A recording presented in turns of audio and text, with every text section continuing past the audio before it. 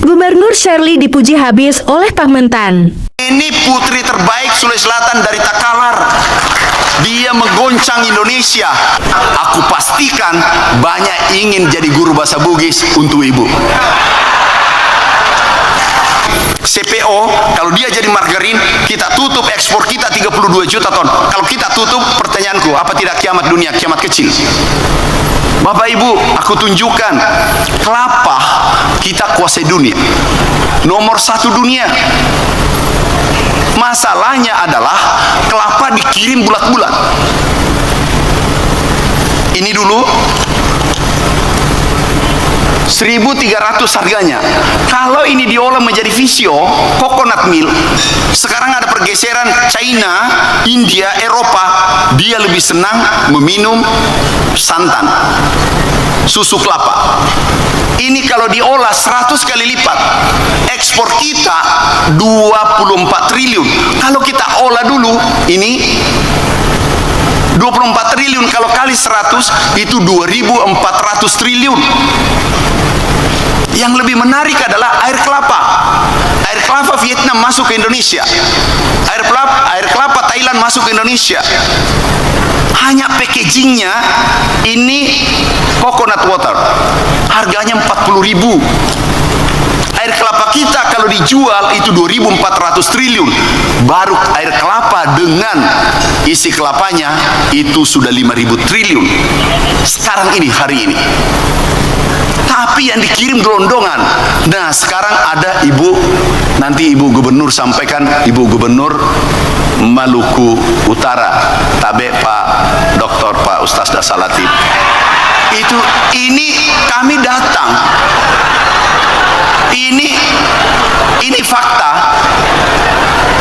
Ini ibu gubernur. Ini ekspor. Ini putri terbaik Sulawesi Selatan dari Takalar. Dia menggoncang Indonesia dan pertama mengekspor kelapa adalah dari KKSS, anggota KKS Gubernur Maluku Utara. Ini ada dua lagi yang Bu Gubernur 2 ya, ini tahun. Jadi 3 pabrik dibangun. Tahu apa yang terjadi? China datang membangun di Morowali. Kalau ini diolah semua 5.000 triliun baru kelapa. Dan ini mimpi besar Bapak Presiden. Maaf, bukan karena kami menterinya. Tidak mungkin kalau kami mau ikut kalau bukan pada jalan yang benar. Presiden luar biasa, visioner. Kalau ini maksudnya Bapak Presiden dihilirisasi. Yang kedua, gambir. Gambir itu 80% kita suplai dunia. 80%. Tapi yang dikirim adalah daunnya gambir setengah jadi. Nah, kalau kita hilirisasi nilainya 5.000 triliun nih. Baru 2 sudah 10.000 triliun. Yang olah kita punya gambir India ekspor ke Amerika dengan Eropa. Kita setengah mati tanam. Padahal edit value yang tertinggi ada di hilir. Nilai tambah tertinggi ada di hilir. Baru 2 sudah 10 triliun. Kami sudah minta Pak Rosan, Pak Doni, BUMN kita bangun pabriknya di Sumatera Barat dan Medan. Kita sudah rancang, kita sudah anggarkan. Kita hilirisasi. Ada lagi yang menarik. Kita tahu nggak? Iran menutup Selat Hormuz, kita bisa tutup lebih besar CPO. Tahu CPO? Yang sawit kita yang menguasai pasar dunia. Kalau Iran dia hanya kuasai 20% yang lewat minyak dunia. Kita lewat di kita Indonesia 60% minyak CPO.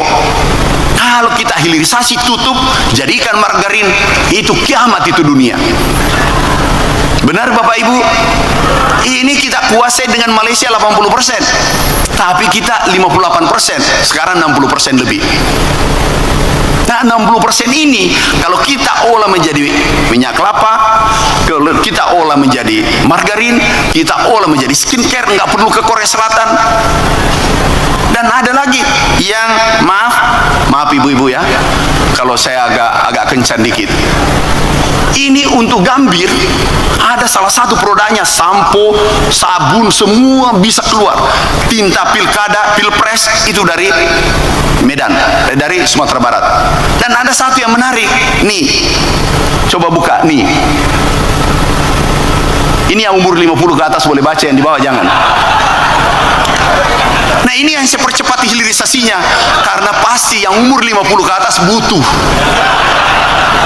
Ini Pak Ustaz Dasa, ini 1, 2, 3. Jangan salah, Pak Ustaz Latif, Pak Fadlan, itu selalu aku minta nasihat dan didoakan.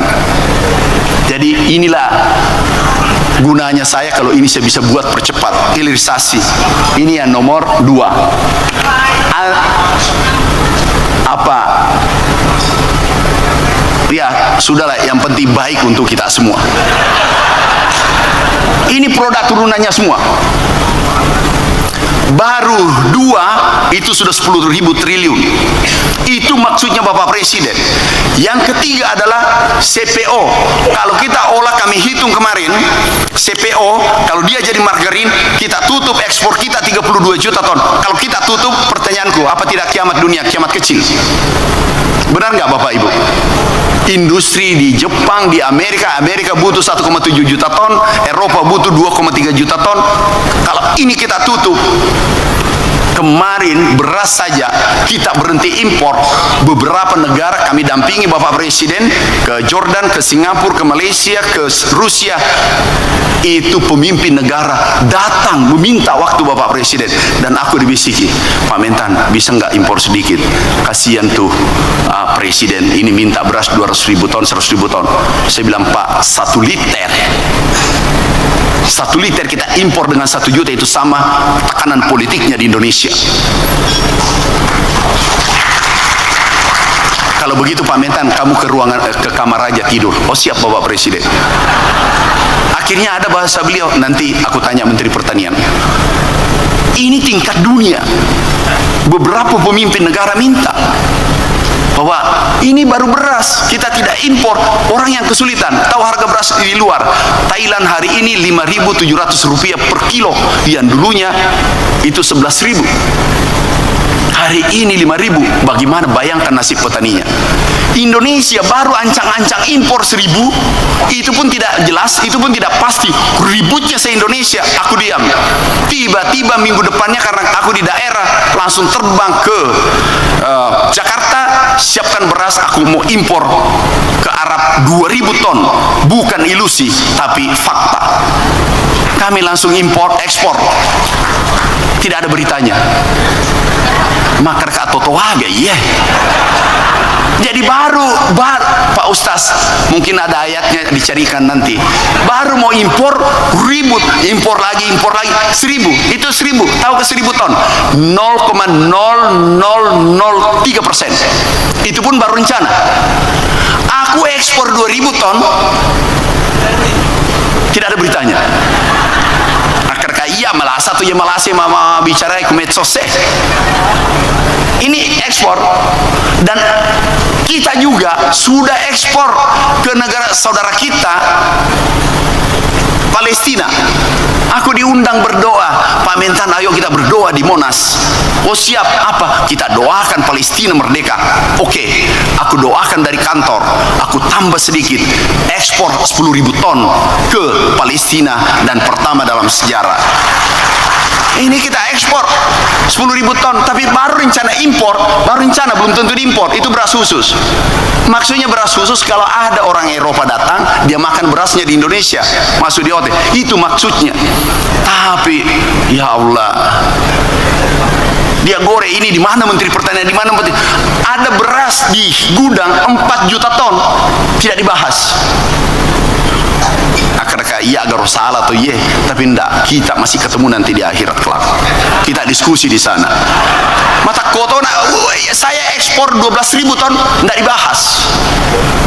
Dan ini saudara kita, ini satu minggu dia naik pesawat baru tembus ke Indonesia.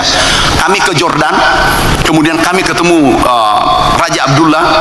Saya bilang kita akan bantu Presiden Pak Mentan, bantu saudara kita, bantu Palestina. Siap Bapak Presiden, jiwa ragaku siap untuk Palestina. Apalagi hanya kirim beras, kita kirim. Gak pernah terjadi. Kalau Bugis yang saya tahu, karena saya dari kampung, kalau airnya kita minum seseorang itu sudah bersaudara, dan bukan hartanya dia serahkan, nyawanya siap dia serahkan demi persaudaraan. Dan itu yang saya tahu. Kata Ibu Shirley, jadi saya bicara begini apa? Tahu bahasa Bugis? Ya enggak apa-apa, nanti Pak sudahlah. Banyak yang Ibu orang Sulawesi Selatan ramah. Itu orang Sulawesi ramah. Aku pastikan banyak ingin jadi guru bahasa Bugis untuk Ibu.